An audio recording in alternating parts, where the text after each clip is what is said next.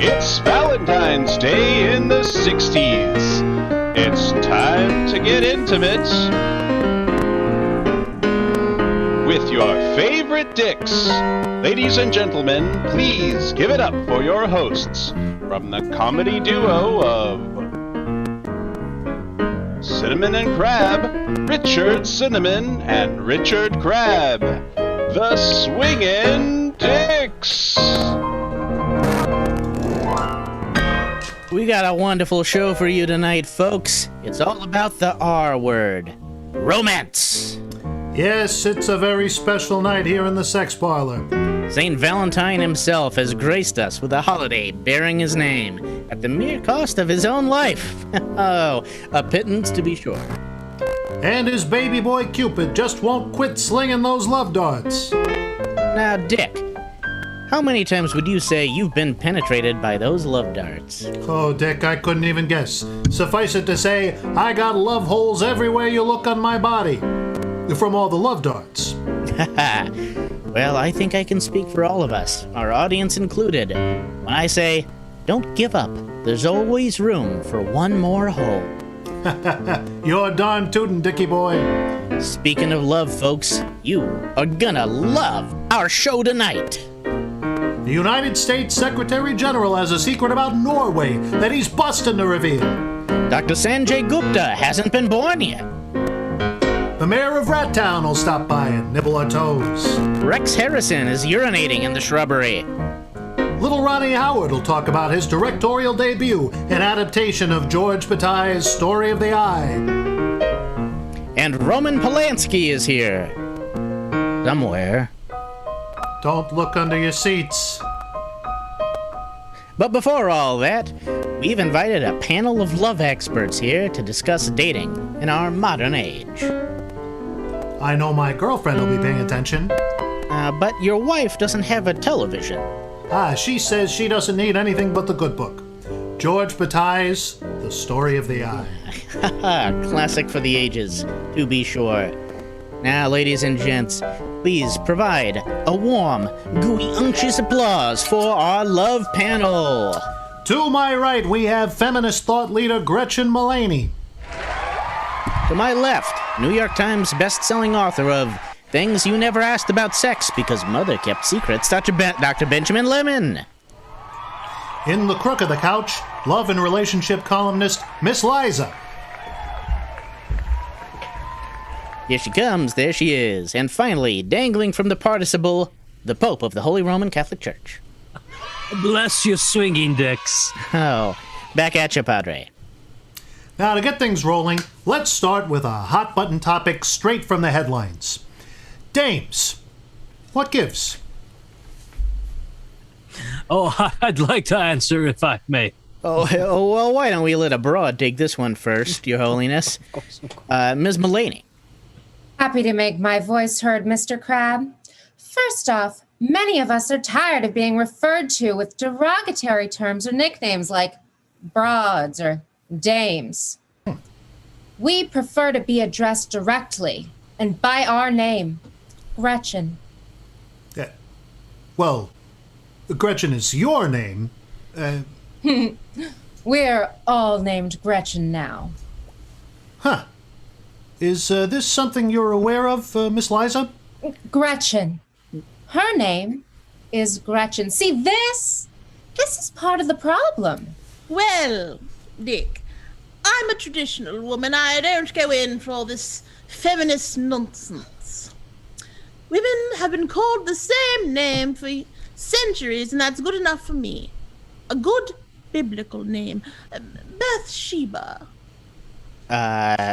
So not Miss Liza? A man just wouldn't understand, darling. Got that right. Next question. What's the sexiest way to a lady's heart? Oh, I'd like to answer this one if I may. We'll get to you, Holy Father, but I think the good Dr. Lemon might have some insight. Well, thanks, Dick.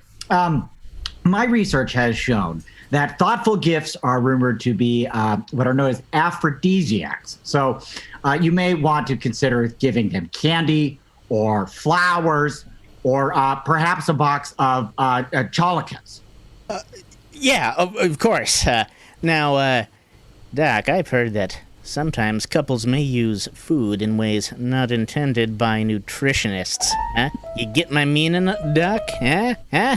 Oh, yes. Oh, certainly. For an amorous bedroom hijinks, you may employ whipped cream, honey, or even melted chocolate. Okay, now I just got to double check. Now, when you usually say that, you mean chocolate? That's what I said is chocolate. Chocolate. Right, chocolate, yes. No. It's chocolate. You put Right, out chocolate. Yeah, chocolate, like yes, this melted chocolate. chocolate. No, you see, what, I feel like it's some scatological French closing that letters. you're keeping Chocolate. because you can't say chocolate. Chocolate. It's not Chocolate. So close. Chocolate. Chocolate. Good boy. Okay, I'm just gonna say the way that you're all saying chocolate, you guys might be some cholaholics. I'd like to excommunicate him, if I may.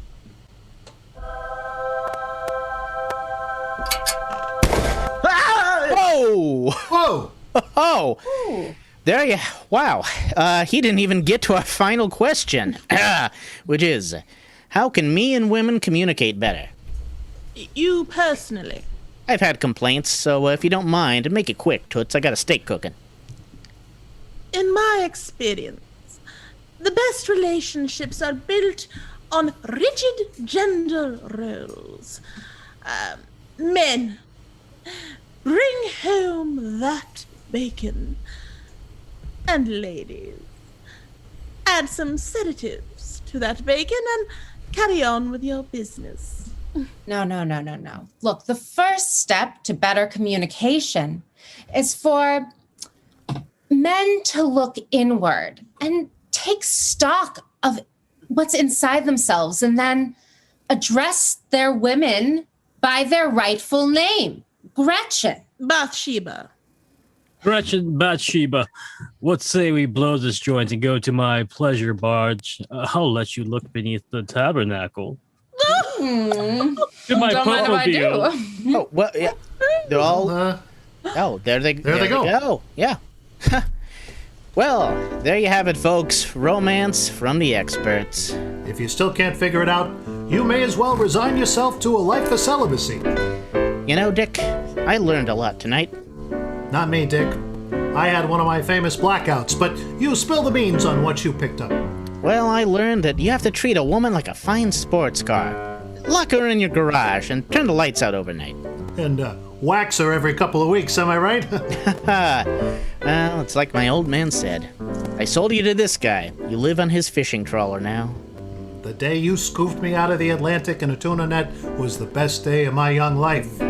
And that's showbiz, baby! Up next on our shows, our Peter the Great will promote his new album.